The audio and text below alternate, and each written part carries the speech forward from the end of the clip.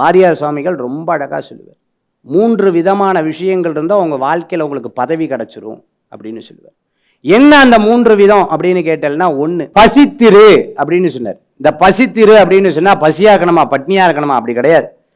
பசித்திரு அப்படின்னு சொன்னா என்ன விஷயத்துக்கு பசித்து இருக்கணும்? ஞான பசி இருக்க வேண்டும்ங்கிறார். அந்த பசித்திருல பா எடுத்து தனியா வச்சிருங்க. அடுத்தது பார்த்துட்டேன்னா தனித்திரு அப்படிங்கிறார். தனித்திருனா தனியா போய் உட்காரணுமா? அதுவும் கிடையாது.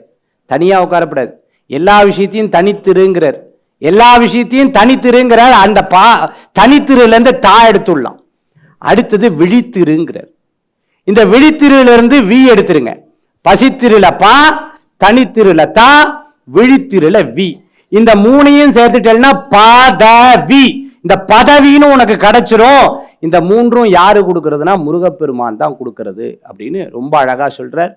அந்த மாதிரி ஒரு மனிதனுக்கு வீரம் வேண்டும் அப்படின்னு சொன்னா வீரம், அந்த வீரமே உருவான முருகப்பெருமான் கூட இருந்தா போதும்.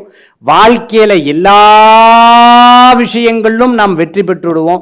வாழ்க்கையில அத்தனை விஷயத்திலும் நம்ம பசித்திருந்து தனித்திருந்து விழித்திருந்து பதவிங்கிற தன்மையும் நமக்கு கிடைக்கும்ங்கிறதுல சந்தேகமே கிடையாது.